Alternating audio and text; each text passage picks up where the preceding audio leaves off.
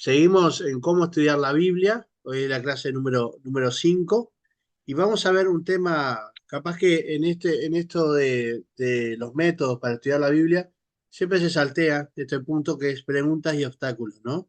Eh, el estudio de la palabra de Dios tiene muchas virtudes, pero también tiene cosas que debemos identificar, que son preguntas que nos surgen y obstáculos que pueden ir apareciendo.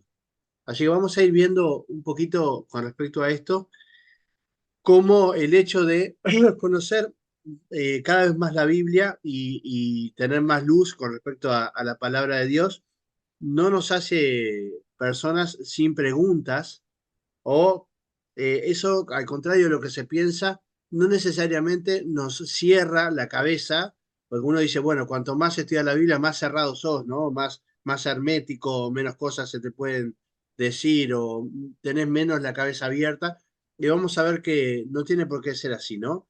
Cada uno de los que estudiamos la Biblia, comúnmente tenemos más preguntas que respuestas. Sin embargo, así es el camino del estudio bíblico, ¿no? Es justamente el día que dejemos de tener preguntas del texto o preguntas teológicas, es porque tenemos un problema, ¿no? Resuelve esas preguntas existenciales, esas preguntas que de repente que le quitan la paz, esas sí las termina resolviendo a través de la palabra de Dios. Pero van surgiendo preguntas tras preguntas cuanto más examinamos de la palabra de Dios. Y esto es algo natural, que nos va a pasar a todos. Cuanto más estudiamos la palabra, más preguntas tenemos y más dudas nos surgen, y esto es sano, porque la duda es la que deja, es la puerta de entrada a la búsqueda, y a un nuevo conocimiento. Así que vamos a avanzar por ese lado hoy cuando hablamos de preguntas y de obstáculos. Bueno, las preguntas, dice, es natural tener dudas y preguntas al leer la Biblia. Eso no es nada malo. Algunos pasajes pueden parecer confusos o hasta contradictorios. Sin embargo, no hay nada malo en cuestionar, ¿sí? No tenemos que sacar esa impresión de que si hago preguntas soy un pesado, o si hago preguntas voy a quedar como un burro, o mejor no pregunto, sino que estamos llamados justamente a lo contrario, a preguntar y preguntar mucho. Yo siempre digo, no hay preguntas bobas, bobo es el que no pregunta, ¿no? Entonces hay que preguntar, hay que hacerse cuestionamiento, y cuestionar no es nada malo en este sentido, al contrario. A veces decimos, no, ¿cómo voy a cuestionar algo que está tan sabido por los cristianos o algo que lo tengo que saber por fe? Bueno, ojo, porque a veces usamos la fe de una forma que Dios no nos pide que la usemos, que es para no cuestionar nada. Dios no nos manda a no cuestionar absolutamente nada de la Biblia. Eso no es fe, eso es ceguera, ¿no? Dios nos da luz, y justamente la iluminación que Dios nos da a través del Espíritu Santo, no solamente para saber, sino para comprender. ¿Hay misterios en la Biblia que no vamos a comprender? Claro que sí, pero no es la totalidad de la Escritura. Entonces es bueno preguntarse por qué esto y por qué lo otro para poder avanzar. Gracias a Dios, en este caso creo que estamos en iglesias donde nos permiten poder cuestionar, pero sepan que algunas iglesias, cuestionar la enseñanza de cualquier líder es algo que se ve como pecado, ¿no? Porque en realidad sería cuestionar la palabra de Dios. Es algo que no tiene mucho sentido en lo que Dios quiere para sus hijos. Es el famoso padre que siempre le dice a su hijo, porque yo digo, nunca le explica nada, ¿no? Entonces, bueno, a veces está bien decir porque yo digo cuando en alguna situación puntual, pero tu respuesta para todas las preguntas no puede ser porque yo digo. Tampoco Dios es así con nosotros. Entonces dice, de hecho, hacer preguntas puede ser la puerta a una comprensión más profunda, exactamente. Entonces, hay que hacer dos cosas: buscar la respuesta, es decir, preguntarse porque si hay una respuesta, porque hay una pregunta, buscar la respuesta, y en algunos casos aceptar el misterio. En algunos casos aceptar de que hay misterios, de que no tienen una respuesta concreta, única, sino que es un misterio, que va más allá de la comprensión de cualquier hombre. Miren, puse acá algunas preguntas generales que los cristianos se hacen, ¿no? Por ejemplo, ¿es la Biblia realmente la palabra de Dios? Algunos se preguntan, ¿no? ¿La Biblia tiene errores o contradicciones? ¿Cómo se decidió qué libros formaban parte de la Biblia? ¿Quién escribió la Biblia, por ejemplo? ¿Tuvo Jesús hermanos y hermanas? ¿Qué dice la Biblia sobre los dinosaurios? ¿Qué es la blasfemia contra el Espíritu Santo? ¿Qué dice la Biblia sobre el infierno? ¿Es la fe o las obras lo que nos salva? ¿Es la fe o las obras lo que nos salvan? Mejor preguntado. ¿De dónde vino Caín con su esposa? Es decir, ¿dónde salió la esposa de Caín, no? Exactamente cómo se creó el universo. Es decir, cómo fue a nivel físico, no lo que dice la Escritura, ¿no? ¿A dónde van los que nunca oyeron el Evangelio? Los que nunca, no los que no se convirtieron, sino los que no oyeron el Evangelio. ¿Cómo que existen la soberanía de Dios y el libre albedrío del ser humano? ¿Cómo se manifiesta la naturaleza de la Trinidad? ¿Cuándo es el fin del mundo? ¿Cuándo se acaba el mundo? Bueno, vamos a hacer un ejercicio. Voy a ir de vuelta para atrás. Díganme ustedes si encuentran, si, aunque no sepan la respuesta, cuáles creen que son preguntas que tienen respuesta y cuáles creen que son misterios. La esposa de Caín es un misterio. Bueno, y de esta página, La última de esta hoja sería la más complicada. bien, ¿qué dice la Biblia sobre los dinosaurios, no? Bueno, Sí, no se sabe. Algunas, por ejemplo, en el caso de Job, que es el libro que se toma para hablar de esto, tenemos al Leviatán y tenemos otro también, no me acuerdo cómo se llama ahora, que es una bestia, y algunos piensan que estos podrían ser los dinosaurios, pero bueno, no dice que es un dinosaurio. Entonces sí, en realidad no sabemos qué dice la Biblia sobre los dinosaurios. Podría decir, si en el caso si fuera un Leviatán, que fuera un dinosaurio, diría algunas cosas y si no, no diría nada. Eh, Después Jesús tuvo hermano y hermana, sí, bueno, eso está relatado en la Biblia, ¿no? Que María y José después tuvieron otros hijos. Eh, ¿Quién escribió la Biblia? Bueno, ya lo hemos visto, 40 autores en 1500 años.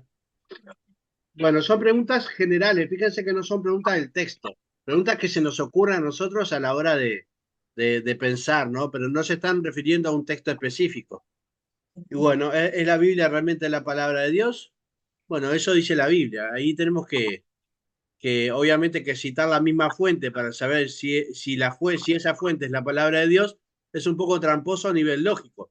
Pero a su vez, bueno, tenemos que creer de que sí lo es, ¿no? Entonces acá sí se maneja un poco el hecho de conocer por fe también. Después tenemos acá, bueno, ¿qué es la blasfemia contra el Espíritu Santo? Esto puede tener una explicación, ¿no? Es sacar de en medio el camino hacia Jesucristo, que es el Espíritu Santo. Entonces ya no hay salvación. Bueno, ¿qué dice la Biblia sobre el infierno? Algunas cosas dice sobre el infierno, ¿no? ¿Qué es la condenación eterna? ¿Qué es eterno? Bueno, ¿qué es condenación? ¿Es la fe o las obras lo que nos salvan? Bueno, llevaba a Romanos y llevaba a Santiago. Bueno, lo vimos en la anterior prédica que tuvimos, pero para repasar un poquito, porque no estuvo Roberto, la que nos salva nos salvamos por medio de la fe, pero la fe produce obras. ¿De dónde vino Caín con su esposa? Decía Marta que puede ser un misterio. Claro, porque ¿de dónde salió la esposa de Caín? Y bueno, lo único que podemos pensar es, hay varias teorías, o que ya había desarrollado varios pueblos, en la época de Caín se habían desarrollado pueblos y se habían separado, o que simplemente era una hija de Adán y Eva y la esposa de Caín era su hermana. Lo que pasa es que el concepto de incesto en esa época no podía, no existía, simplemente porque sería ilógico que hubiera un concepto de incesto, porque si usáramos si dijéramos que fuera incesto, toda relación matrimonial en la tierra es incesto. ¿Se entiende? Porque todos somos hijos a la larga somos la misma sangre de Adán y Eva. Entonces, obviamente que no se puede dar incesto, aunque sea en esa cercanía, en el principio de la creación.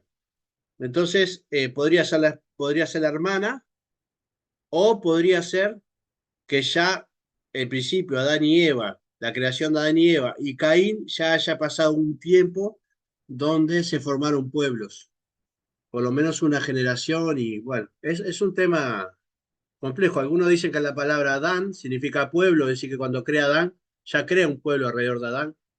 Son diferentes teorías, pero la verdad que no sabemos, ¿no? Es un misterio también. Son esas cosas que le preguntaríamos a Dios cuando lleguemos al cielo.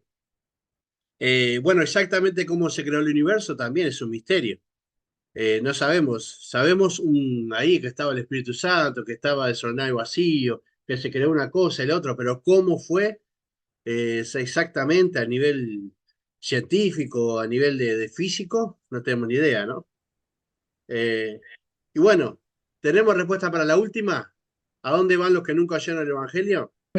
Si habláramos de personas adultas, ¿no? Que pecan, de repente, imaginemos una tribu en el medio de la nada, que, bueno, hoy día la comunicación es más extensa, pero imaginemos igual una tribu que y no se ha alcanzado esa tribu con el Evangelio, pero en esa tribu mienten, también roban, y es decir, no es una tribu que totalmente inocente, es decir, que estaría de todas formas rompiendo la ley de Dios. Se mueren, ¿qué pasa si no les llegó el mensaje del Evangelio? Bueno, en Romanos uno dice que Dios se va a revelar, justamente responde a esa pregunta. Romanos 1 dice que Dios se va a revelar por medio de varias cosas, sobre todo la naturaleza, ¿no? Por lo cual, ninguna persona tiene excusa. ¿Y por qué dice esto? Es decir, por más de que no hayan encontrado el Evangelio, no hay excusa porque Dios se revela. Por ahí no lo llaman Jesús, por ahí no lo llaman Yahvé o Jehová, como lo llamamos nosotros, ni tienen toda la luz de la palabra de Dios. Pero sin embargo, entienden de la redención de Dios a través de la propia naturaleza. Y Dios se revela a aquellas, ¿qué dice? Si ustedes no hablaran, las piedras hablarían, ¿no? Es decir, Dios tiene el poder como para llevar su evangelio de cualquier manera. Prefirió hacerlo por medio de sus hijos, de la iglesia. Pero en el caso de que su iglesia no pueda llegar, Dios va a llegar de alguna manera. ¿Sí? Todos tienen la posibilidad de llegar a Cristo. Cuando yo tengo unos amigos misioneros, y me contaban una vez que es muy común que en las zonas de donde está el Islam, eh, hay personas que se les comparte el Evangelio en sueños. Es decir, Dios se le revela en sueños con el Evangelio, y cuando van los misioneros ellos ya aceptaban a Cristo porque se les compartió en un sueño, no porque alguien se lo haya compartido. También está la historia muy famosa de un misionero que alcanzó a una tribu que no tenía conocimiento del Evangelio, que no alcanzada. Es más, hablaban una lengua que solamente se hablaba ahí, entonces era muy difícil hasta transmitirles el Evangelio. Pero hubo un misionero que fue, aprendió la lengua, se quedó años con ellos, empezó a predicar allí la lengua de ellos, y cuando fue a predicar por primera vez, le dijeron, pero ese es fulano, le mencionaron otro nombre, ¿no? Que no era Jesús. Pero cuando ellos le contaban la historia de ese fulano, era la historia de Jesús. Y lo único que, en vez de ellos decir, él entró en mi corazón, en mi vida, decía, entró a mi estómago. Decía, yo tengo a Jesús, a fulano en mi estómago. Claro, porque para ellos el estómago era la zona de los sentimientos, ¿no? De la voluntad, todo estaba en el estómago.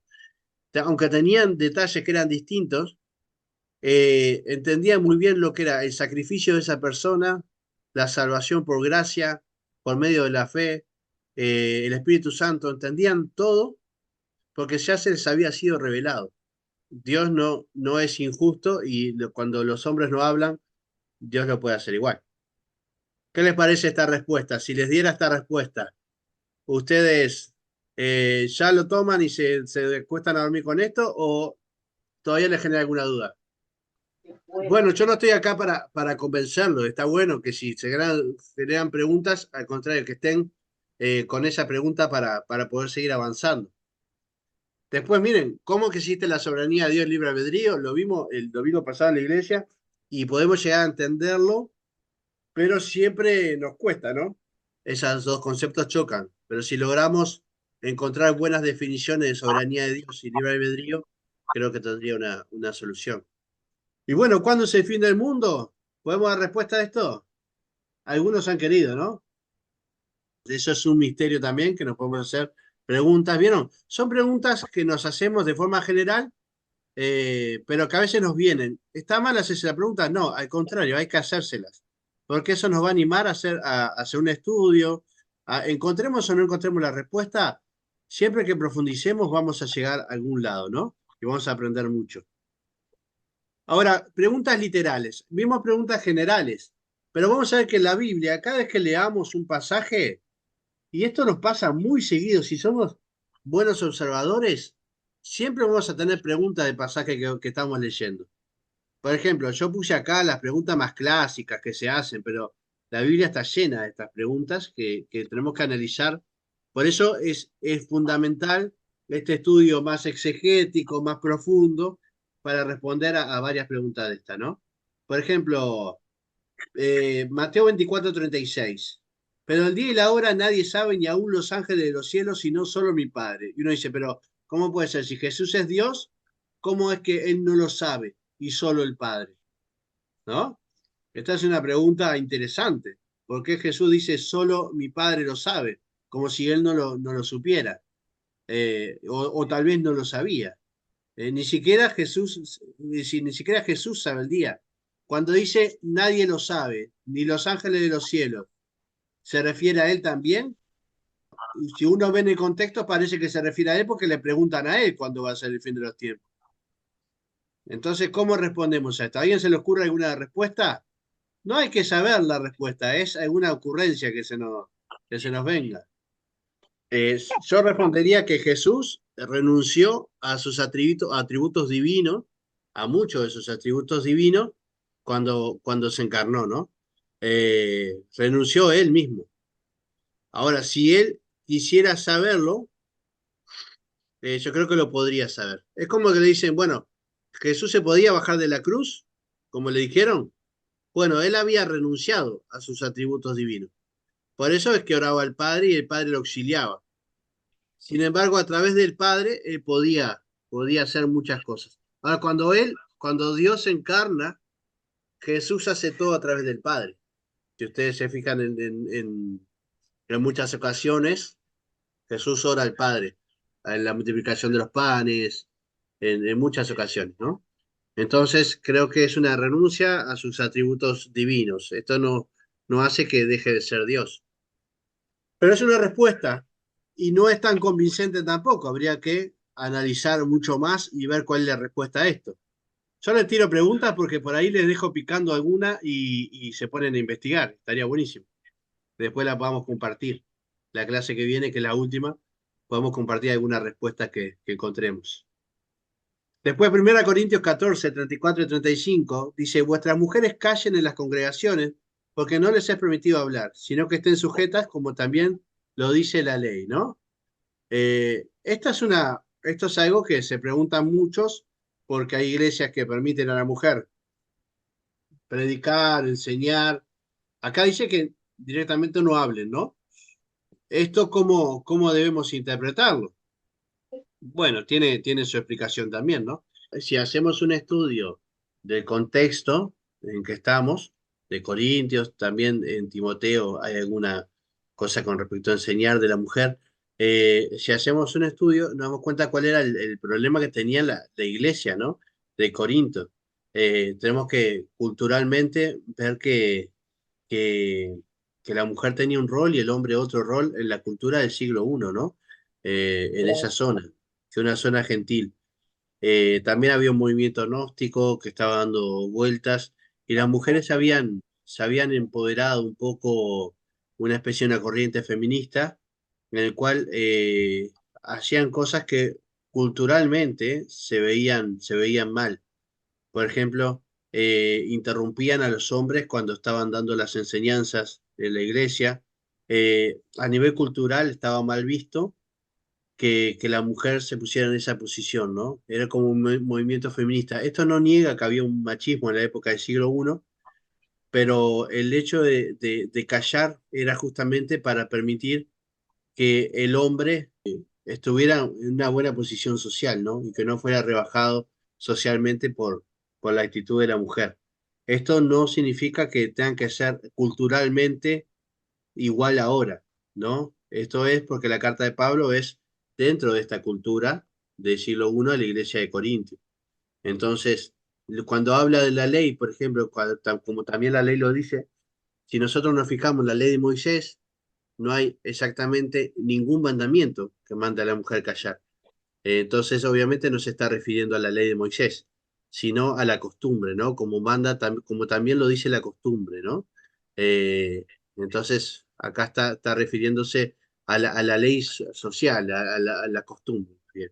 Sí, la Biblia habla de una sujeción amorosa entre los esposos, habla del hombre como cabeza del hogar, pero como cabeza en el sentido de una representación del hogar, así como Cristo es cabeza de la iglesia, y habla de una sujeción de la mujer al hombre, pero es sobre todo en ese sentido, ¿no? De dejarlo practicar su liderazgo en el hogar. Eh, pero no tiene nada que ver con enseñar, con la capacidad de enseñar o con el hecho de que pueda enseñar o no pueda enseñar, ¿no? También la Biblia manda a sujetarse unos a otros en amor, al esposo amar a su esposa como Cristo amó a la iglesia. Es decir, que no hay una distinción entre hombres y mujeres, sino simplemente diferentes responsabilidades. Ahora, el hecho de callar en una congregación sí parece una distinción clara, ¿no? Entonces tenemos que entenderla dentro del contexto del siglo I y de movimientos feministas que estaban surgiendo en una cultura que sí era machista, pero que para el objetivo del evangelio de las iglesias no era bueno, porque distorsionaba el propio mensaje del Evangelio cuando quería ser enseñado. En esa época los hombres estaban más a cargo de la enseñanza, aunque no quiere decir que no hubiera mujeres, Pablo menciona una cantidad de mujeres que enseñaban, eh, pero el rol social del hombre era importante para extender el Evangelio. Y si la mujer interrumpía ese rol social, lo interrumpía al hombre socialmente, el hombre era rebajado en su posición social y eso impedía que el Evangelio sea extendido. Entonces, es un reclamo a las mujeres de Corinto de que sean un poquito más recatadas, de que dejen de hacer tanto lío, ¿sí? Si hablamos mal y pronto. ¿Les convence esto? Si no les convence, a averiguar, a estudiar. Después vamos a ver que no lo que yo diga tiene por qué ser verdad, ni lo que les enseñaron en la iglesia tiene por qué ser así. Lo vamos a ver en algún punto. Este va a ser un estudio medio raro, pero vamos a ver cómo todo al final termina dependiendo un poco de nosotros, ¿no? Tenemos más preguntas literales, Mateo 19:4, y otra vez os digo, ¿qué es más fácil para un camello? ¿Qué es más fácil para un camello pasar por el ojo de una aguja que para un rico entrar al reino de Dios? Entonces decimos, bueno, los ricos no van a entrar al reino de Dios, ¿no? Ningún rico. Hay que ver lo que se considera rico en esta época. ¿Cuánto? $200.000, $300.000 mensuales. No, 200.000, 300.000 pesos mensuales. ¿Es rico o no? 400.000. ¿Cuánto sería rico en esta época para Uruguay? Ya la expresión rico es un poco subjetiva, ¿no? ¿Qué sería ser rico? Bueno, no sé, depende. Depende qué sería ser rico, ¿no? Sabemos lo que es ser pobre, sí, ya pobre es el que no le da para subsistir, ¿no? Después tenemos el medio, ahí está la mayoría de la gente, la clase media, que subsiste, pero no le da para hacerse muchos gustos, ¿no? Y el rico es el que le da para subsistir, para hacerse gustos, para ahorrar, para invertir y para todo lo demás, ¿no? Que tiene para sobrado. Bueno, acá dice que es más fácil que entre un camello por la aguja, por el ojo de una aguja, y acá está hablando en el griego una aguja de suturar, es decir, que es una aguja más finita todavía, ¿no? Que un rico entrar en el reino de Dios. ¿Qué me puede explicar esto? ¿No entran los ricos al reino de Dios si conocen del Evangelio, se aceptan a Cristo? No se trata del rico que tiene plata, sino el que ama las riquezas, ¿no? El que ama las Claro. riquezas sobre todas las cosas. El que su vida está fundamentadas en las riquezas, ¿no? Puede haber un pobre que no entra al reino de los cielos porque ama más la riqueza que a Dios. para más la riqueza no es necesario tenerlas. Sí, la vanidad, a veces, miren, esto es algo mío, ¿no? Subjetivo, pero la vanidad muchas veces se ve más en la gente pobre que en la gente rica. Bueno, Mateo 7:1, no juzguen para no ser juzgados, ¿no? Esto es algo que genera mucha pregunta, porque dice, ¿cómo no puedo juzgar a nadie? Estamos en la lona. Vieron que dice, me pegaste. No, no me puedes juzgar, no me puedes juzgar. Acordate que si me juzgás, sos juzgado. Che, robaste tal cosa. No, no me juzgue. Si me juzga, usted también va a ser juzgado, ¿no? Entonces, a veces yo escucho en la iglesia, no llegues a criticar a nadie, porque así vas a ser juzgado también si juzgás. Entonces, en la iglesia nadie dice nada del pecado de los demás, porque no sea cosa de que también seamos juzgados nosotros, ¿no? Obviamente que esto es contradictorio a toda la escritura, a toda la escritura. Porque mismo Pablo decía, che, en la iglesia de Corintios, ¿no? Decía, acá no hay nadie que juzgue, le digo, no hay nadie que diga estos pecados, cuando estaba el pecado del hijo que se acostaba con la mujer de su padre. Dice, acá no hay nadie que juzgue, le decía Pablo, ¿no? Creo que es 1 Corintios capítulo 5. Y y fíjense que él manda a juzgar justamente. Ahora, cuando estudiamos el pasaje de Mateo 7 y el contexto, vemos que se refiere a no juzgar siendo hipócrita, ¿no? No juzgar siendo hipócrita. Por ejemplo, yo engaño a mi esposa, ¿no? Pero después, y lo oculto, nadie se entera, pero después le ando criticando a un hermano porque le habla mal a la esposa. Eso es ser hipócrita, ¿no? Supongamos, se me ocurrió ese ejemplo, pueden ser 1000 ejemplos.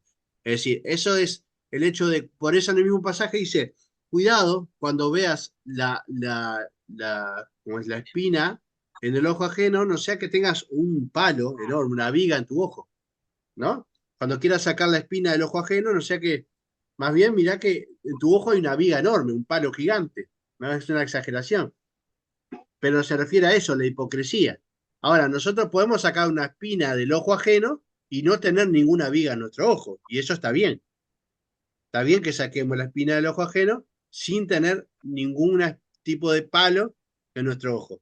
Ahora, ¿por qué Jesús hablaba esto? Porque está en el contexto de los fariseos, donde le decían a los demás que tenían que hacer esto y tenían que hacer lo otro, y ellos ni siquiera lo hacían, que tenían que cumplir con la ley, que tenían que hacer esto y lo otro, y ellos no lo hacían. Decían que tienen que ayunar y ellos se pasaban polvo en la cara para disimular que estaban ayunando. O tienen que ser totalmente santos y ellos no eran totalmente santos. Entonces eran hipócritas, ¿no? Y a esto se refería Jesús con el hecho de no juzguen para no ser juzgados. Bueno, muy bien, estas son preguntas que se han hecho mucho en la Biblia. Y miren, ahora, ¿cuáles son los misterios que no sabemos mucho de la Biblia? Se mencionan, pero no sabemos en profundidad. Podemos saber lo que es, pero no los conocemos en profundidad, ¿no? Si quisiéramos profundizar en cómo se dio exactamente, no los tendríamos. Son todos opiniones, si se quiere, ¿no? Por ejemplo, la morada celestial, ¿cómo es el cielo? Ni idea, tenemos en la Biblia dos, tres cosas. El cielo, que no va a haber chorro en el cielo, nos dice, que no va a haber polilla, eh, que yo qué sé, que no va a haber pecado, eso sabemos, pero ¿cómo es el cielo? Hay alguna cosa en Apocalipsis, pero no creo que sea como el de Apocalipsis, porque el de Apocalipsis es todo oro, ¿no? Es medio aburrido también, pero es más bien una imagen para hablar de reinado. Pero ¿cómo es el cielo? No tenemos ni idea. Algunos dicen que las casas son medias rojizas, porque Jesús dijo, les voy a preparar moradas para ustedes. Es un chiste, pero no sé si lo entendieron. No sabemos cómo es el cielo. La naturaleza de la Trinidad. ¿Podemos ver la Trinidad en la Biblia? Sí, hay un curso, un estudio bíblico, todos los capítulos están en el canal de la iglesia. Y uno de ellos es la Trinidad, que es un estudio bastante profundo. ¿Podemos ver la Trinidad en la Biblia? Sí. ¿Podemos explicarla? Se complica, ¿no? Como San Agustín decía, cuanto más llegues a definir la Trinidad, más lejos está de la Trinidad, ¿no? Lo que sepas de la Trinidad, decía San Agustín, bueno, eso no es. Eso decía San Agustín. Después la encarnación. Jesús, sí, Dios se hizo hombre, hombre encarnado, por medio de la concepción de María y el Espíritu Santo se hizo hombre. Bueno, esto es un misterio que es el misterio de la encarnación, no podemos explicar mucho más que eso. La resurrección lo mismo, como alguien se levantó de entre los muertos para no morir nunca más. Eso fue Jesús, la resurrección, pero no podemos explicar los hechos, podemos explicar hasta históricamente qué sucedió, pero explicar más allá de eso es un misterio, el misterio de la resurrección. Dios y el tiempo. Dios no se maneja en una línea de tiempo como nosotros. Dios puede ver el pasado, el presente y el futuro a la misma vez. Entonces hay todo un tema filosófico. ¿Cómo es que Dios ve las cosas? Las ve a la misma vez, decide estar en un punto o en otro. Dios cómo hace para interactuar con el hombre fuera del tiempo. ¿Cómo interactúa con nosotros si está fuera del tiempo? Hay muchas preguntas y ahí hay un misterio que muchos filósofos lo han resuelto con algunas cosas, pero verdaderamente es profundo, ¿no? Después tenemos la identidad de Melquisedec. ¿Quién era Melquisedec? Bueno, hay diferentes teorías de quién era Melquisedec. Algunos dicen hasta que podría ser Set, el de Génesis. Pero bueno, no se sabe en realidad, ¿no? Eh, y tal, pero quién es Melquisedec no se sabe bien. Y este es un personaje bastante misterioso. Después tenemos bueno, esto es una cosa, un misterio, el sufrimiento y el silencio de Dios. ¿Por qué Dios calla, dicen algunos, ante el sufrimiento de los inocentes? Vimos una prédica no hace tanto, hace creo que 2 domingos, sobre Job, que se hacía esta pregunta. Es un misterio, es un misterio. El hecho del sufrimiento y por qué Dios no actúa frente al sufrimiento de los inocentes, no siempre por consecuencias del malvado, sino a veces por cosas que uno dice, una enfermedad o un accidente o cosas que hacen sufrir a las personas, ¿no? Así que bueno, es una pregunta que nos podemos hacer. A ver, estos son misterios y misterios vamos a encontrar una cantidad. Hay misterios que son también, que tienen que ver con la parte positiva, el misterio de la gracia. Es como, ¿por qué Dios nos da un regalo que no merecemos, ¿no? Parece que eso se contradice con la justicia de Dios. Es un misterio que hay que relacionarlo con el amor. Entonces la justicia cae sobre Jesucristo, el amor cae sobre la humanidad.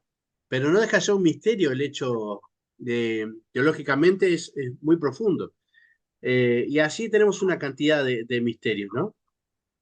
Ahora, el obstáculo, vamos a hablar de los obstáculos. Voy a mencionar 2 obstáculos, acá hay más. Voy a mencionar 2 obstáculos importantes a la hora de estudiar la Biblia. Y esto yo sé que puede llevar a un dilema, ¿verdad? Seguramente muchos pastores y líderes de las iglesias no estarían contentos de que nosotros ahora estemos viendo esto como un obstáculo, pero lo es, así que lo voy a decir.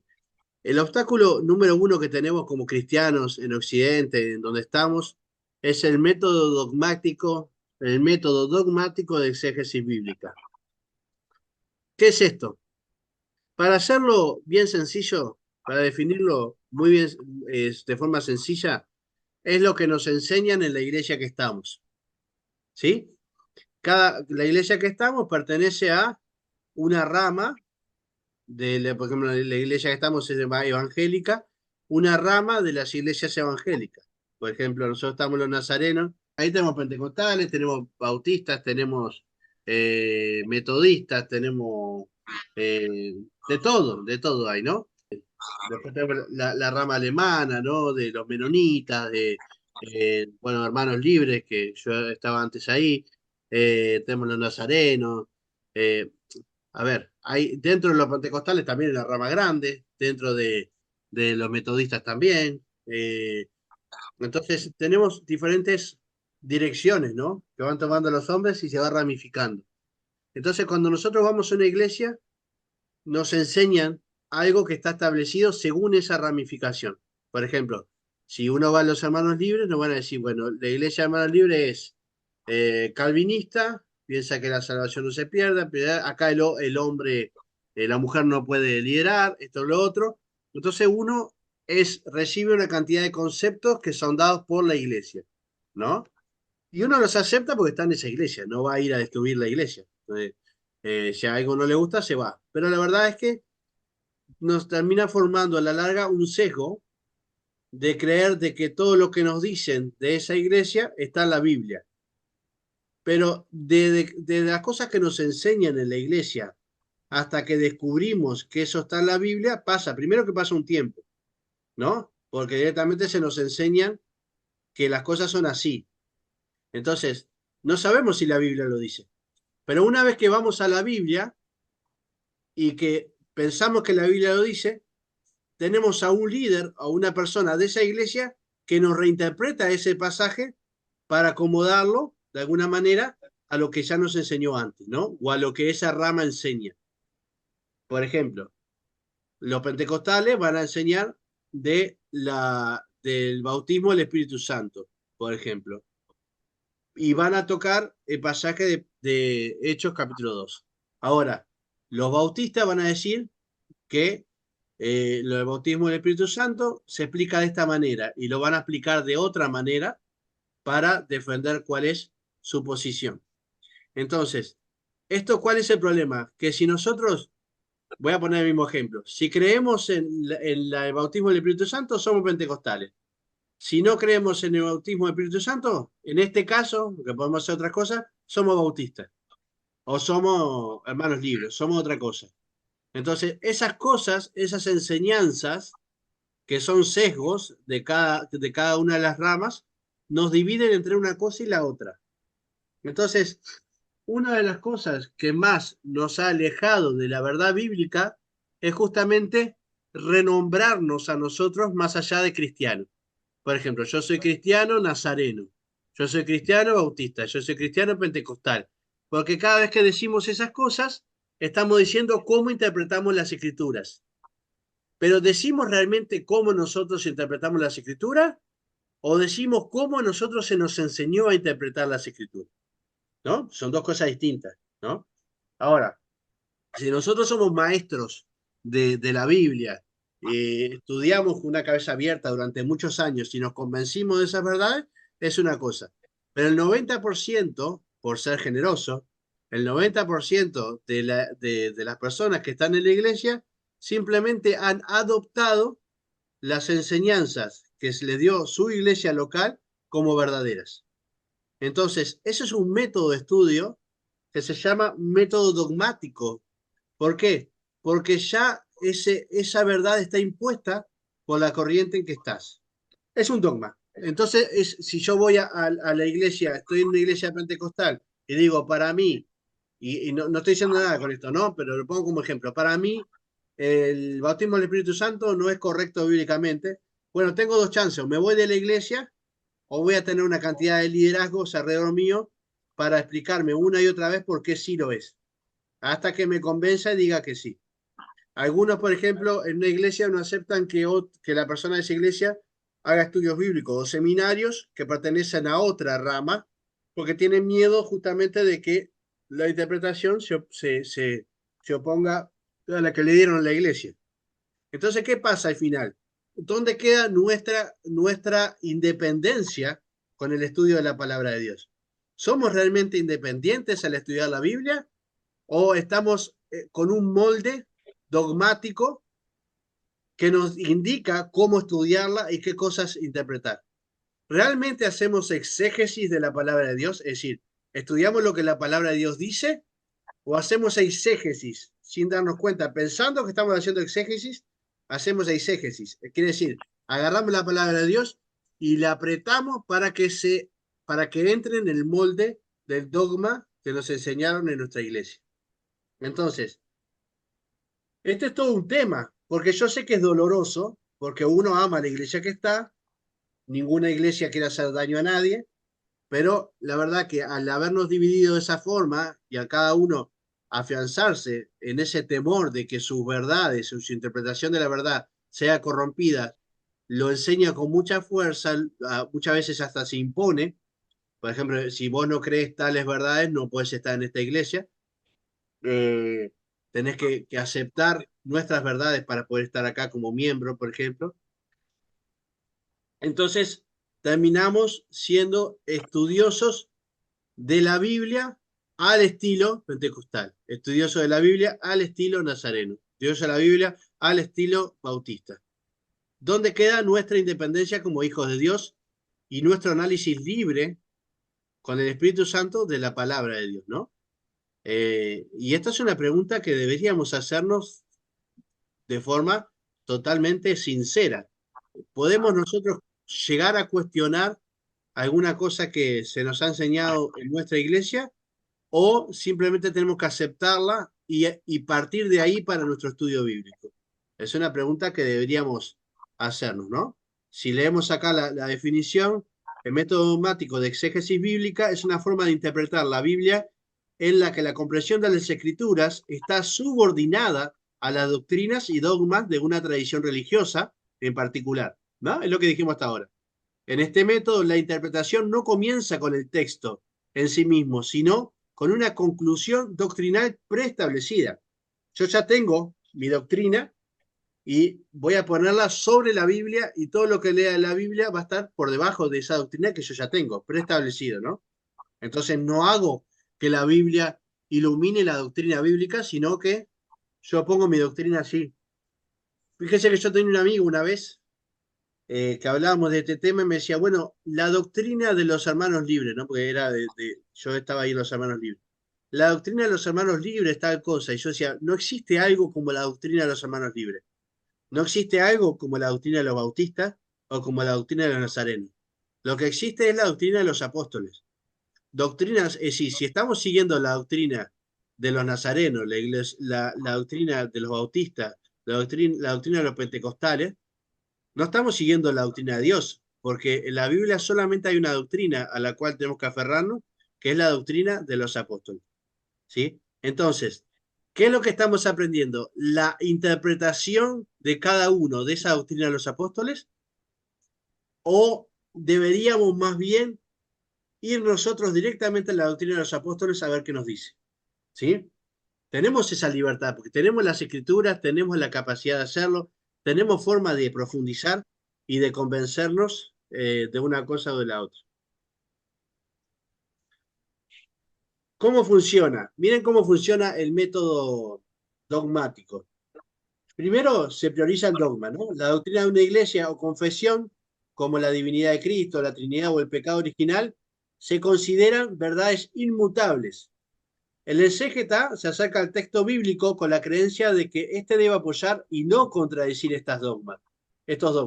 Yo no estoy diciendo que estas cosas sean falsas, ¿eh? No estoy diciendo que la Trinidad no exista, que la divinidad de Cristo no sea, ¿no? Lo que estoy diciendo es que si sabemos de esto porque nos lo dijeron, o sabemos de esto porque lo hemos encontrado en la palabra de Dios, ¿no? Esa es mi pregunta, ¿sí? Por ejemplo, yo que he estudiado bastante la Biblia, me falta muchísimo y nunca voy a llegar a completar ningún nivel, pero yo creo en la divinidad de Cristo y creo en la Trinidad, pero yo hice mi estudio sobre estas cosas, tanto sobre la divinidad de Cristo, sobre la Trinidad, me convencí con la Biblia. Ahora, si yo no hago este estudio, ¿por qué debería decir que Cristo es Dios y que la Trinidad existe sin haberlo visto, solamente porque me lo dijeron? Eso sería verlo de forma dogmática. Cuando hablo de una prioridad del dogma, no estoy hablando de que ese dogma me esté enseñando cosas que son falsas. Lo que digo es que me está enseñando algo que no estoy descubriendo yo mismo en las escrituras. Mejor que dar un dogma es enseñar. ¿Se entiende? Mejor de yo decir qué es la verdad en las escrituras es animarte a profundizar en esa verdad, enseñarte, mostrarte otras cosas que creen también para que vos puedas hacer el trabajo de encontrar la verdad por vos mismo, ¿no? Entonces, esa verdad te convence porque has llegado a la verdad de la Biblia y no a la verdad de un manual o de un dogma porque alguien te lo dijo y se acabó. ¿Se entiende? Sé que esto es muy exigente de alguna manera, Uy, yo no me voy a poner a ver cada una de las cosas que me enseña. Bueno, pero hay cosas que son importantes, que es necesario que profundicemos. La palabra se revela, es verdad. Ahora, si nosotros le ponemos el molde, la palabra va a tomar la forma del molde que le pongamos. ¿Sí? Si yo le pongo un molde bautista, me va a decir que la salvación no se pierde, que la soberanía de Dios. Le pongo un molde luterano y me va a decir que sí, que se pierde, que se rechaza, que la soberanía de Dios hay que verla en el contexto del libre albedrío. Si yo le pongo un molde pentecostal, me va a decir la vigencia de los dones carismáticos. Le pongo un molde de hermanos libres, me va a decir que no están vigentes los dones carismáticos. Entonces, la cosa es desprenderse de los moldes para poder encontrar la verdad bíblica más allá de los sesgos, de cómo estamos nosotros construidos teológicamente, que necesariamente estamos con una construcción teológica porque tuvimos maestros, y eso está muy bien, que nos enseñaron, que nos guiaron, estamos en una iglesia, hemos escuchado, hemos aprendido, pero en un momento tenemos que acercarnos a la Biblia tratando de despojarnos de los moldes. Miren, las iglesias, uno tiene que pasar por el proceso de decir, yo no soy ni pentecostal, ni bautista, ni nazareno. Yo soy un hijo de Dios, un cristiano, un hijo de Dios, y Dios me puso acá, que es una iglesia pentecostal. Sí. Cosa que la iglesia sea pentecostal a que uno sea pentecostal, porque uno es un hijo de Dios. La Biblia no nos menciona a nosotros como pentecostales, nos menciona como hijos de Dios. Y los hijos de Dios son todos aquellos que pusieron la fe en el Señor Jesucristo. Entonces, en ese sentido, esa mentalidad nos ayuda Amén. a poder llegar al Señor no fragmentados, sino como un hijo de Dios que se acerca a su Padre para encontrar la verdad que su Padre le va a revelar. Y esa revelación está en las Escrituras. Y es la misma Escritura la que tiene un bautista que la que tiene un pentecostal o la que tiene un hermano libre. Entonces debemos Amén. acercarnos sin temor al Padre a buscar la verdad, con temor al Padre, pero sin temor a estar quebrando algo de alguna tradición o algún molde que se nos ha establecido. ¿Es un ejercicio difícil? Sí, es muy difícil, porque nos cuesta mucho separarnos de lo que nos han enseñado, pero es sano. Y lo que hacemos no es un método de rebeldía, no es para decir, voy a destruir todo lo que me enseñaron. No, muchas veces es para reafirmar todo lo que me enseñaron. Para decir, esto que me enseñaron es cierto, pero ahora lo estoy viendo yo en la Biblia, con una cabeza más abierta, viendo gente que opina diferente, y la verdad que digo, bueno, mire, la verdad que me convence esto. Me acuerdo una vez que yo di, que de repente no es un tema tan controversial, pero una vez hablé del final de los tiempos en un curso, que hace poco acá también lo vimos, pero hace muchos años estoy hablando ahora, y mostré las tres posturas, ¿no? Cuando el arrebatamiento, antes de la tribulación, en medio de la tribulación y después de la tribulación. Y mostré las tres posturas, estuvimos profundizando en esas cosas, y después yo les dije, elijan ustedes qué postura les convence más según lo que hemos estudiado. Y estaba repartido, algunos creían que era después, otro antes, otro en el medio, y cada uno daba su justificación.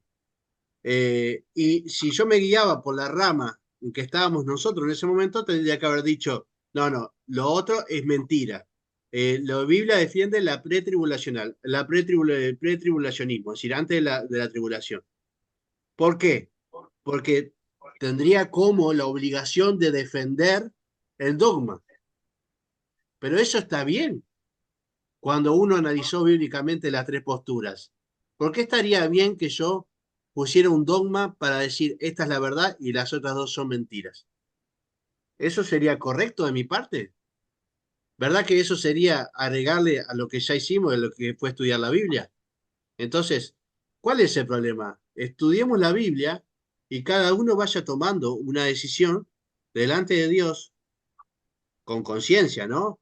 Y buscando cada vez más las verdades bíblicas, sin que eso le genere una crisis, ¿no? Estoy hablando de que entremos ahora en una crisis espiritual y que podemos buscar cosas, sino para muchas veces respaldar y fortalecernos en la palabra de Dios. Y si hubiera una crisis, hay que superarla y eso nos va a hacer más fuertes delante de Dios. ¿no? Por ejemplo, miren lo que hacen, y por eso digo, tenemos que ser muy sinceros en esto, lo que vivimos. El uso selectivo de los textos.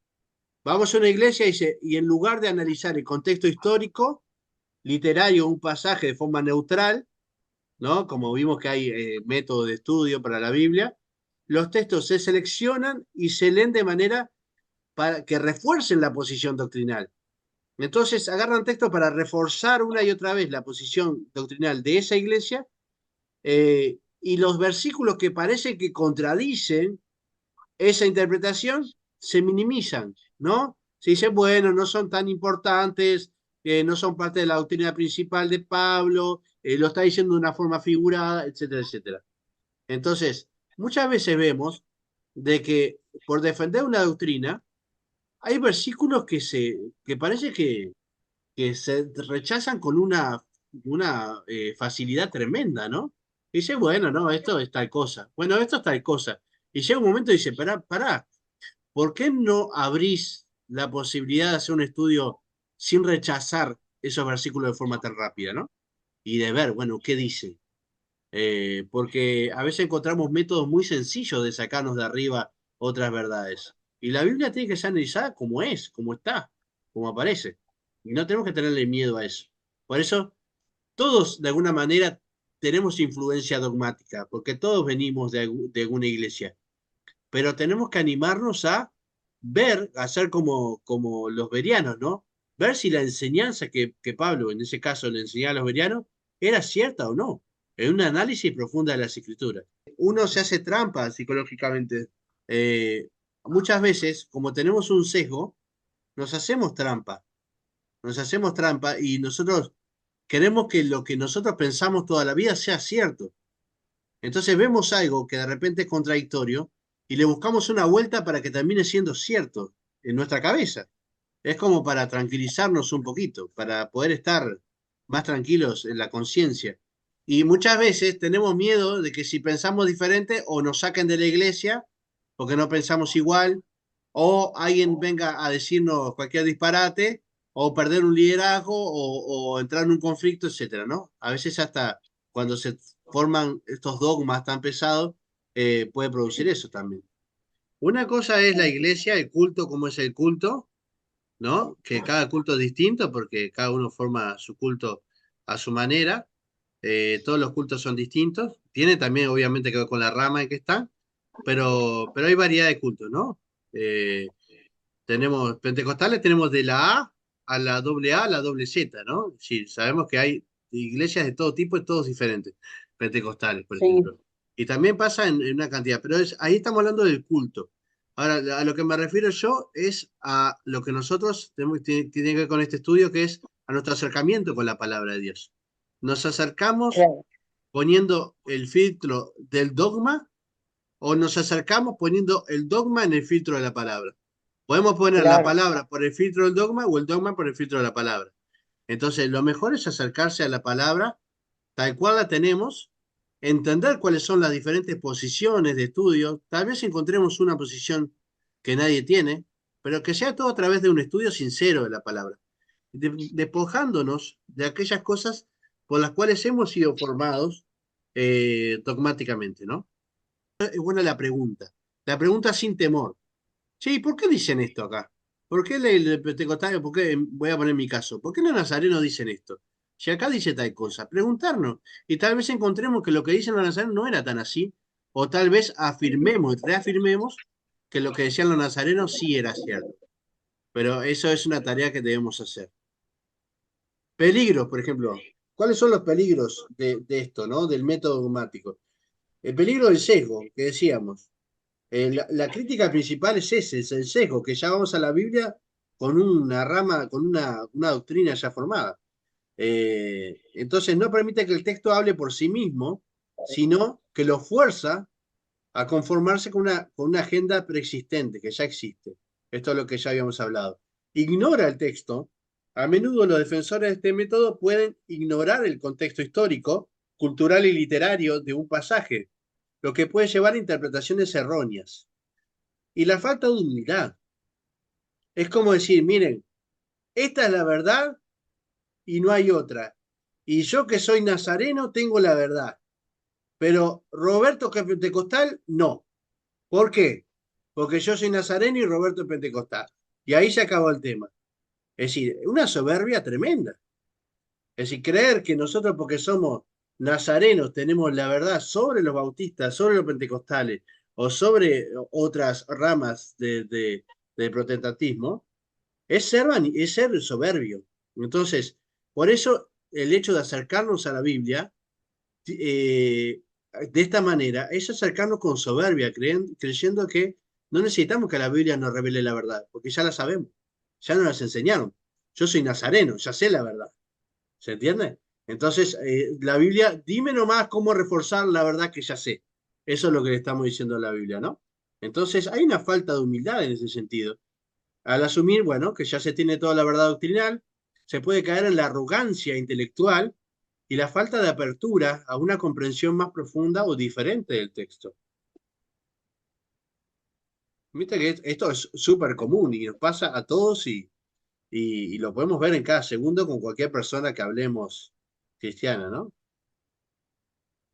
Miren, temas que tienen que ver con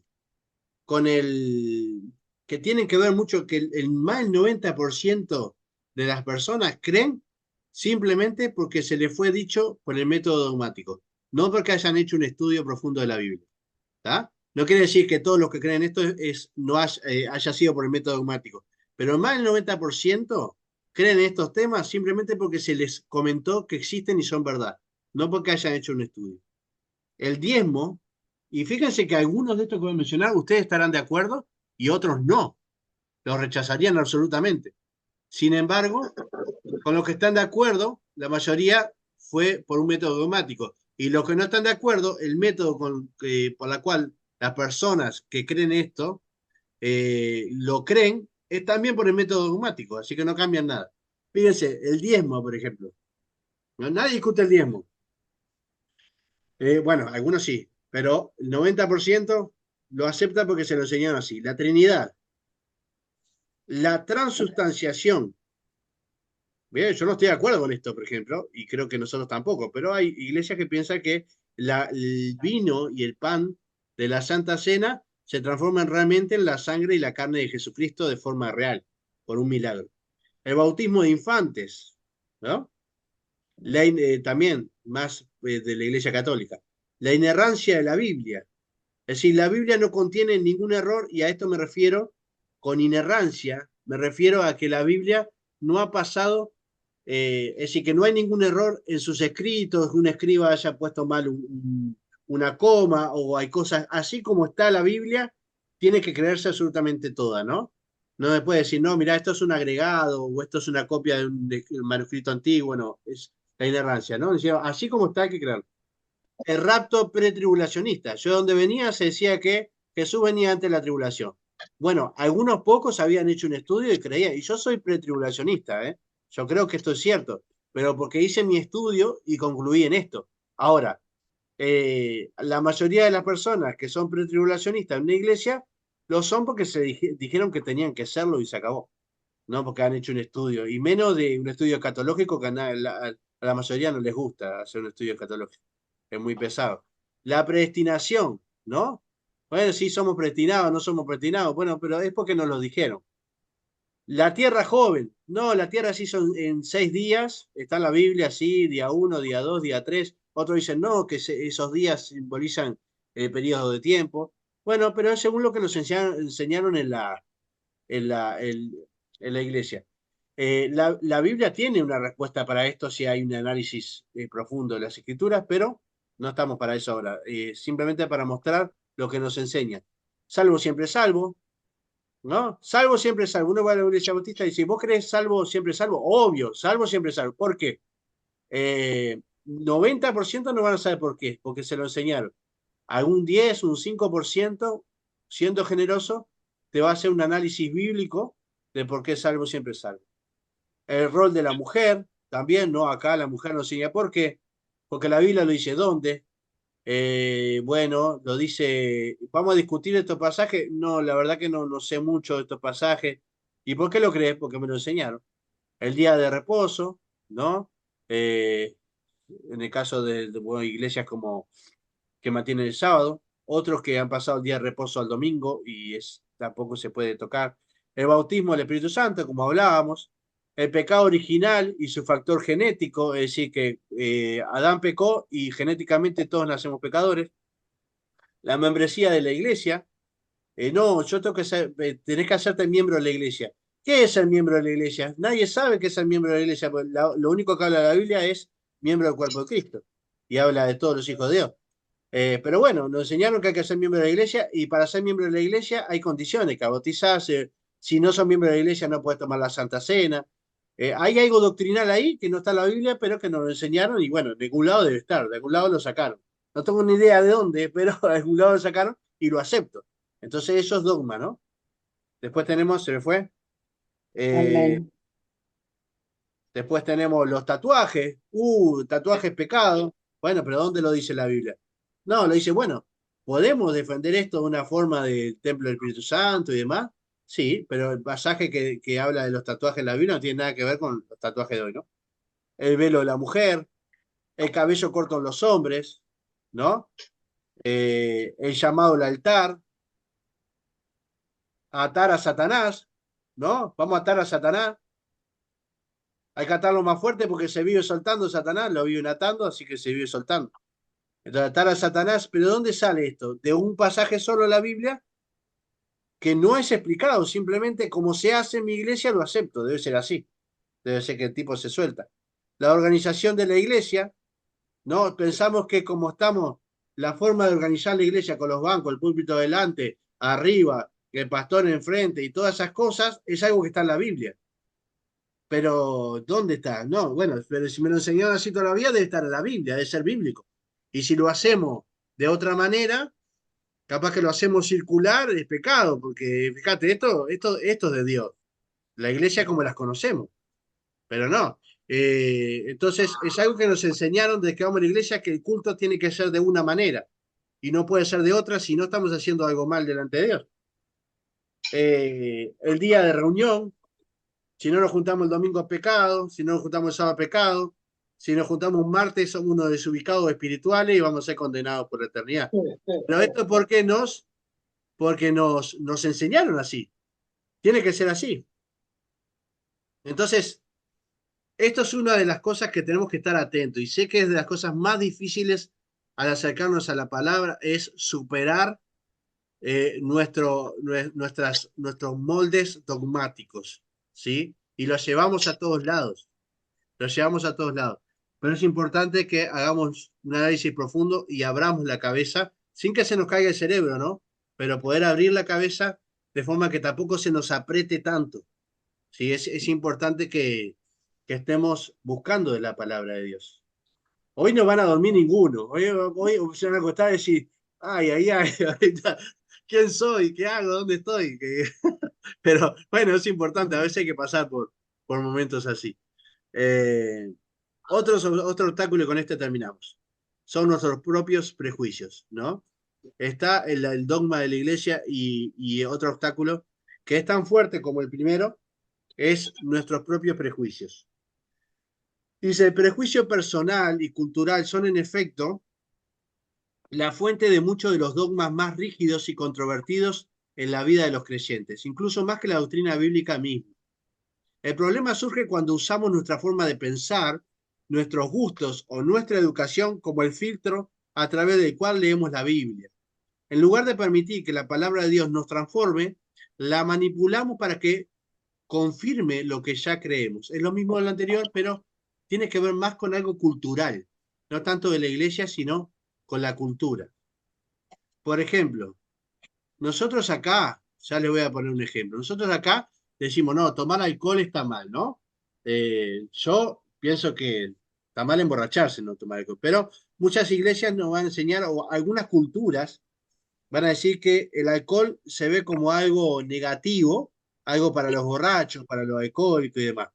Ahora, si nosotros vamos a Alemania y nos invitan a una iglesia en Alemania y llegamos a decir esto desde el púlpito, es como si un predicador alemán viniera a Uruguay y nos dijera que tomar mate es pecado. Entonces, lo echaríamos a patada y nunca más pisaría el aeropuerto de Carrasco, ¿no? Ahora, nosotros vamos a Alemania, a Berlín, a predicar que el alcohol es malo y nos pasa lo mismo. ¿Por qué? Porque tanto la cerveza como el vino en Alemania es la bebida, toman más cerveza y vino que agua. Entonces no podemos ir a decirle a ellos porque es cultural, no lo ven como algo negativo mientras que no se emborrachen. Entonces, esto tiene que ver con los prejuicios que ya tenemos nosotros mismos, ¿no? Tampoco la Biblia dice que no podemos tomar alcohol en ningún momento, sino que no nos emborrachemos, que no dejemos controlar por la bebida. Ahora, ¿qué pasa con un obstáculo importante? Nuestros propios prejuicios, ¿no? Fíjense, moralismo personal. A menudo confundimos nuestras propias normas morales con la justicia de Dios, ¿no? Como lo de la bebida, por ejemplo. Queremos que la bebida es mala, entonces decimos, bueno, la palabra de Dios dice que la bebida es mala, pero realmente no lo está diciendo. Si crecimos pensando que el alcohol es malo, justamente, condenaremos a cualquiera que lo beba, aunque la Biblia no lo prohíba explícitamente. Nuestro prejuicio se vuelve un dogma. Perdón. Costumbres y tradiciones. Con el tiempo, nuestras tradiciones familiares o de iglesia se convierten en verdades incuestionables. Por ejemplo, si siempre hemos adorado con música de órgano y en silencio, podemos condenar la música contemporánea como mundana sin importar la exhortación bíblica a alabar a Dios con todo el corazón y de diferentes maneras. Es decir, la Biblia dice que alabemos a Dios de formas, de multiforme, de muchas maneras diferentes, ¿no? Con lo que tengamos, con todo, que alabemos a Dios con todo. Pero nosotros decimos, no, si no es con himnos, con un órgano viejo, que le faltan 3 teclas y con un pedal medio roto, entonces no podemos porque si, imagínense enchufar una guitarra eléctrica en una iglesia, es un instrumento de Satanás. Pero ¿de dónde se saca esto? Bueno, es una interpretación personal, es algo que tiene que ver con mi prejuicio. Entonces, no, la cumbia es del diablo, diría yo, que no me gusta la cumbia. Pero es un ritmo. Lo importante no es el ritmo ni la melodía, es lo que es un medio para alabar al Señor, ¿verdad? La letra, lo que decimos, lo que expresamos. Entonces, el ritmo musical realmente no es el que tiene no podemos atribuir moral a un ritmo musical, ¿verdad? Nos guste o no nos guste. Entonces, por ejemplo, o a un instrumento musical. No, ¿cómo vas a enchufar una guitarra eléctrica? Eso es de rockero satánico. No, en realidad la guitarra eléctrica es una guitarra eléctrica. Si la enchufamos en la iglesia, es de rockero, pero bendecidos por el Señor. Super gospel. Muchas iglesias hoy no van a aceptar eso porque lo ven con un prejuicio de que es algo que no corresponde a Dios. Como si Dios, cuando dicen que Dios solamente acepta un órgano de esos viejos, como le decía, ¿no? Un organito chiquito, eso que son...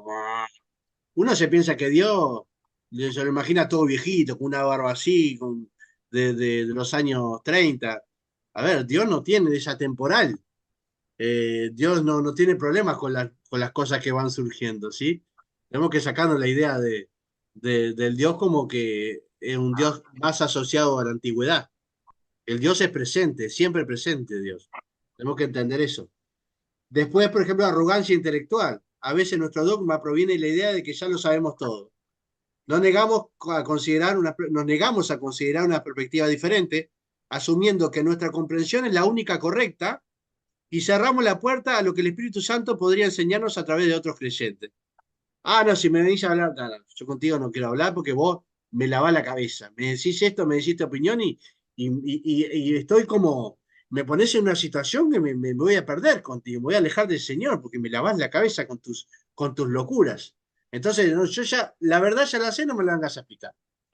Si querés te la explico yo, pero vos no me vengas con cosas raras, ¿no? Nos cerramos ya porque ya tengo una arrogancia intelectual que nos supera.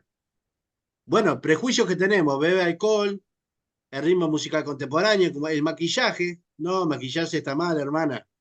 ¿Cómo? ¿No viste lo que dice Pablo? Que no anden así haciéndose ver en la congregación, ya maquillar.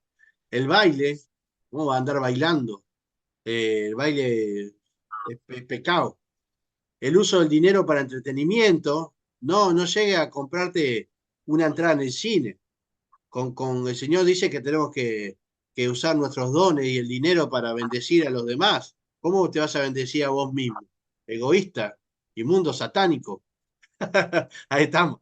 Me fui, ¿no? Después tenemos la participación en la política. No, un cristiano no puede estar en la política.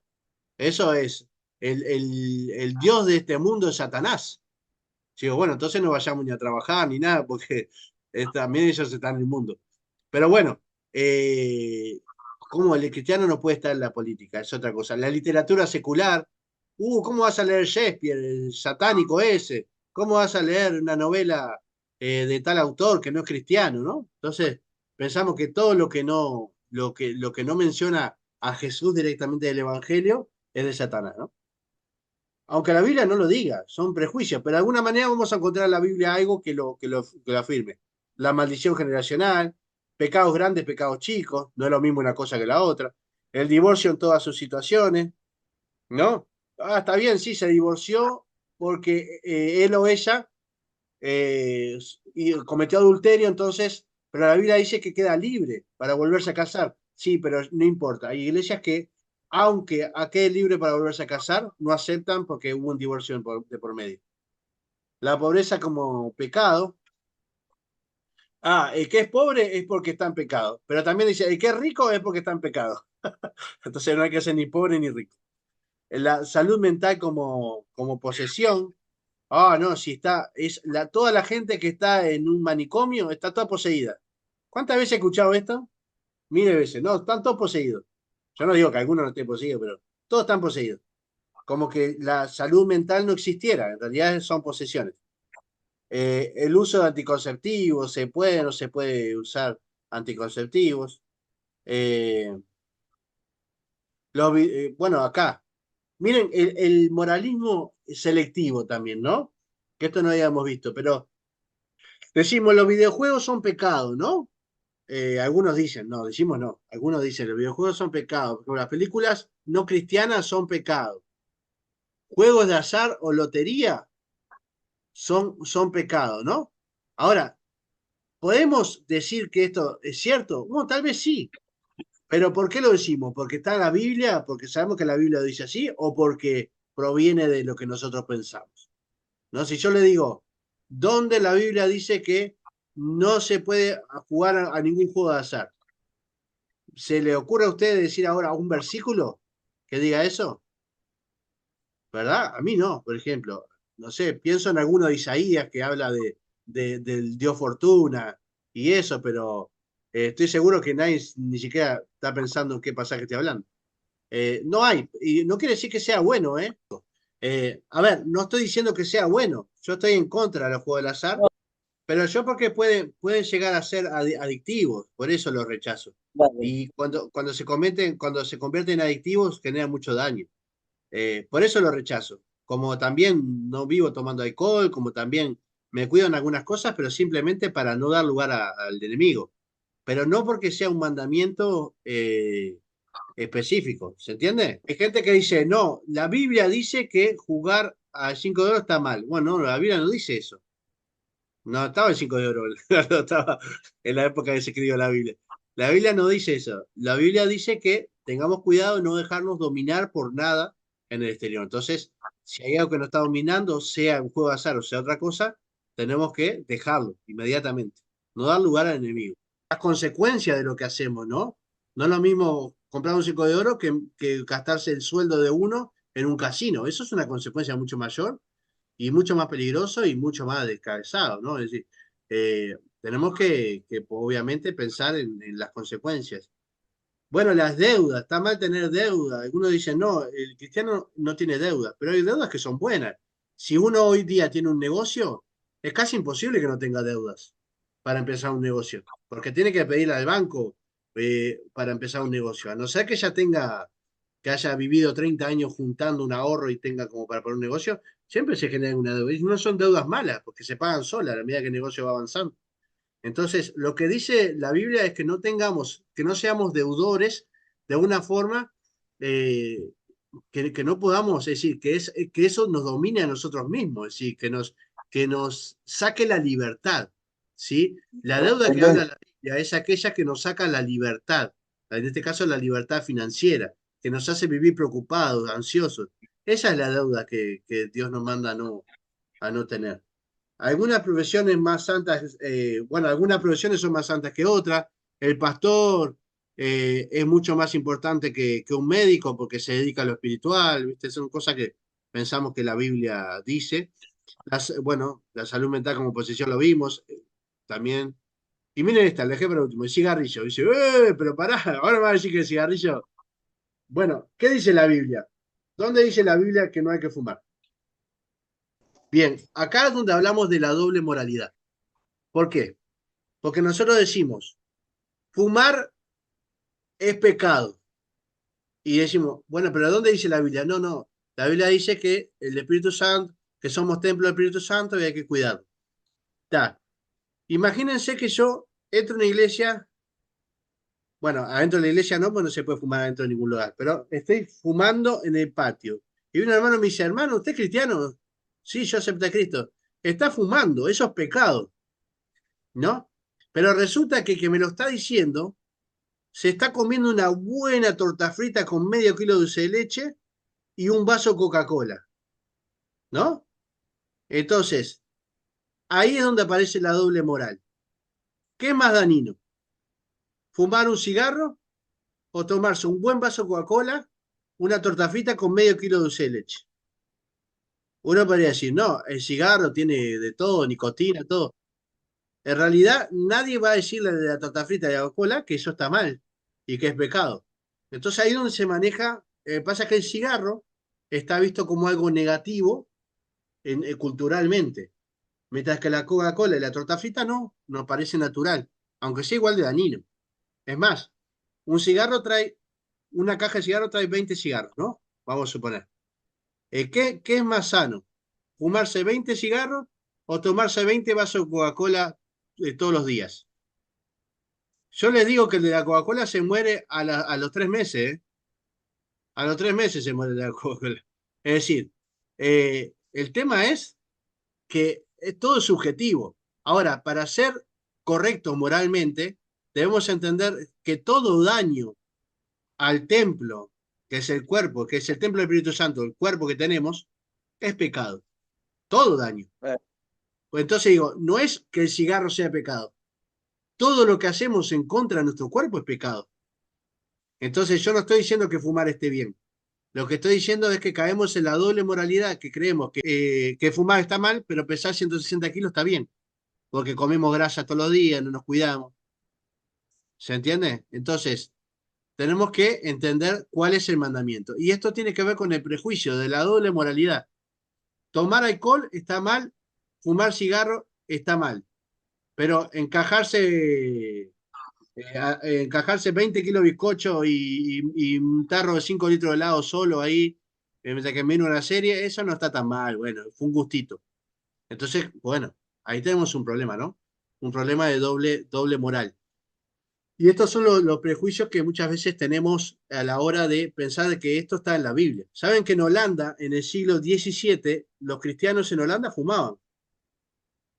Uno fumaban adentro de la iglesia, era natural, no se veía como pecado, era como algo, es más, decían que daba bueno, como fumaban tabaco, perdón, pipa, decían que ese tabaco que le haga un rico olor, decían que hasta aromatizaba el lugar y ellos eran buenos cristianos, después de las prédicas se quedaban a discutir de los sermones, mientras que compartían los cigarros, no, no era visto como pecado, porque en ese momento, en el siglo XVII, en Holanda, no se veía culturalmente, no tenían ese prejuicio, ¿sí?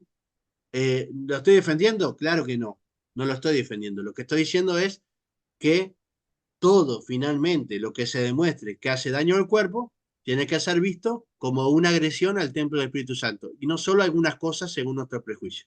¿Sí? Esa sería como la definición que quiero dar. Entonces, acercarnos a la Biblia sin el dogma que nos han presentado, sin el molde que nos han puesto, sin nuestros propios prejuicios, con preguntas, entendiendo los misterios, todo esto es muy difícil. pero es el desafío que tenemos. Cuanto más nos liberemos de esas estructuras que tenemos a nuestro alrededor, más fácil vamos a encontrar la verdad bíblica. Explorar la Biblia no es una carrera, termino con esto, no es una carrera, sino una maratón. Es un proceso continuo y un viaje que dura toda la vida. Habrá días en que nos vamos a sentir inspirados para leer las escrituras y estudiarlas y otros es que nos va a costar mucho. Lo importante es que tengamos constancia. Eso es lo importante. Hay que establecer un hábito para entender que nos gusta o no, nos levantemos con dolor de cabeza o nos levantemos amargados o felices o como sea, vamos a hacerlo porque es un hábito, así como nos lavamos la cara y los dientes. ¿Sí? Y recordar por qué leemos la Biblia.